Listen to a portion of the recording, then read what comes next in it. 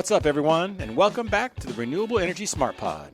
I'm Sean McMahon, and today I'm still in New Orleans, coming to you from Day 2 of the American Clean Power Association's Clean Power Conference.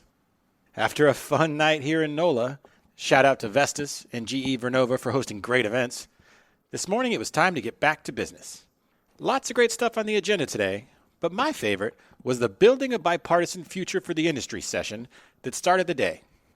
It featured Louisiana Governor John Bel Edwards, former Senator Mary Landrieu, ACP boss Jason Grumet, and Susan Nickey from HASI.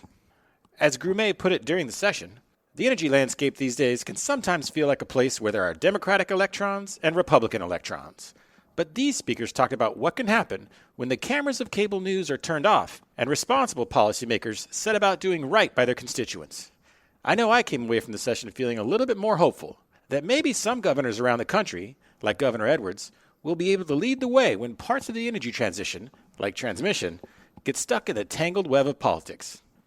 Now, just like I did yesterday, I've invited a guest to join me to get senior-level insights on the topics that are hot here at the conference. So today, I'm joined by Art Del Rio, Vice President of Strategic Procurement at EDF Renewables. Art, how's it going? Oh, it's going great. Thanks for having me, Sean. This is a great way to start the day. I think the show is amazing. It's great to see the attendance expand beyond wind and incorporate other technologies. We're seeing a large number of suppliers on the solar side, on the storage side, so we're pleased to see the technology expand beyond wind.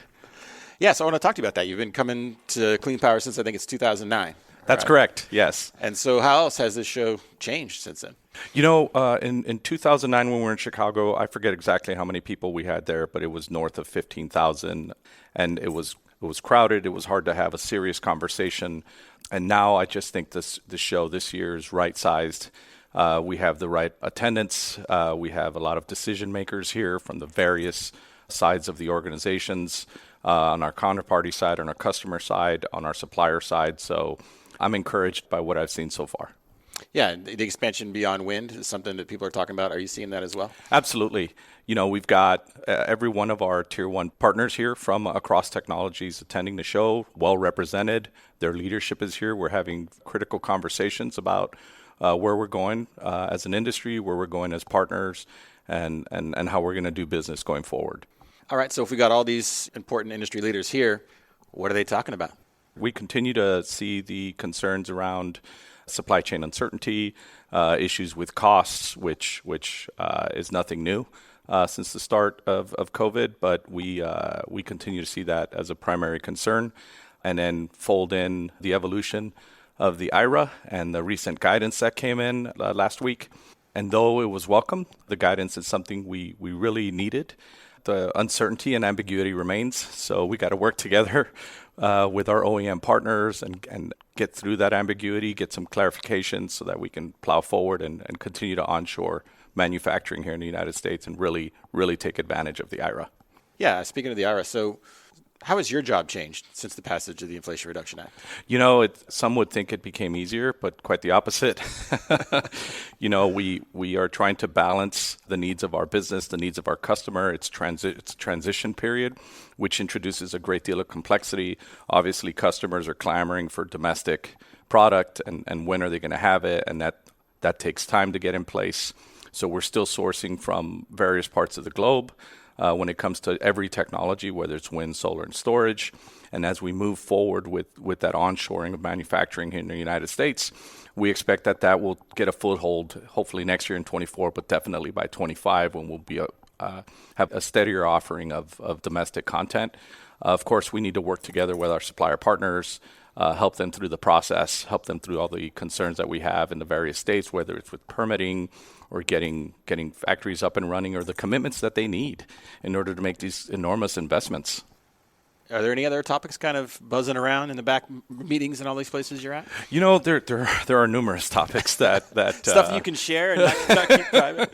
There's a number of topics that I think runs across customers or IPPs like ourselves and equipment manufacturers, and that is, how do we address the ongoing risk that comes as a result of the uncertainty and its effects on our costs. Costs are not under control yet. They continue to fluctuate. The risk-sharing mechanisms that the various organizations are trying to deploy or still bring a degree of discomfort to us as customers. So I think it's a balance of us working with our customers on the offtake side together with our equipment manufacturers to find the right solution or the right approach to remove some of this uncertainty and be able to deliver a quality product to our customer. Okay, now we are here in New Orleans, so I want to shift gears a little bit. Sure. And, there's a lot of social activity going on here. So how has the Big Easy been treating you so far? Oh, it's been treating me great. I've had a lot of fun. The great thing about ACP is, once a year we come together with a number of colleagues from across the industry, folks that some of us have known for decades or others that we've only known for a couple of years, and we get to reconnect, spend time with them. And this city's fun. The entertainment's great. The people are amazing, and the food is something else. So it really is a trifecta as far as entertainment and fun and really getting a chance to see our colleagues. But the equipment manufacturers are just doing an amazing job of holding some pretty fun events, giving us an opportunity to not enjoy all those items that I mentioned, but also connect with them and really get an opportunity to talk to folks outside of that environment that I just mentioned of uncertainty and concerns that we all have, and instead, work together or have a drink or have some good food together and commiserate in what it is that we're trying to achieve. Well, you mentioned the food, so I've got to ask you. I've got my own personal beignet tracker going throughout the week. I'm trying to keep it to 3 per day. I might have gone over that the first day. So can I ask you what's your total beignet intake at for the week? I'm at about a dozen for the last 24 hours. And it's only because, we had an event at EDF and somebody put a pile of about a dozen of them in front of me, and it's just so hard to keep my hands off of them. And then somehow we found ourselves walking through the Riverwalk, and there happened to be a Café du Monde in the Riverwalk, and we stopped there, and then somebody else decided they were going to serve them here at the conference center. So, it's kind of hard to stay away from them. Yeah, I've been finding powdered sugar on all my clothes. I'll tell you, somebody needs to invent a powdered sugar brush for suits. Yeah. Instead of a lint roller or powdered sugar roller? All righty.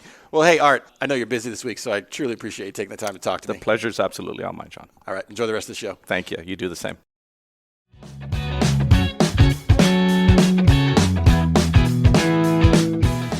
All right, everyone. Well, that's our show for today. Thank you all for listening. And if you haven't already, please subscribe or follow this show on Apple, Spotify, Google, or wherever you listen to your podcasts. And as always, please be sure to share it with your friends and colleagues. Have a great day.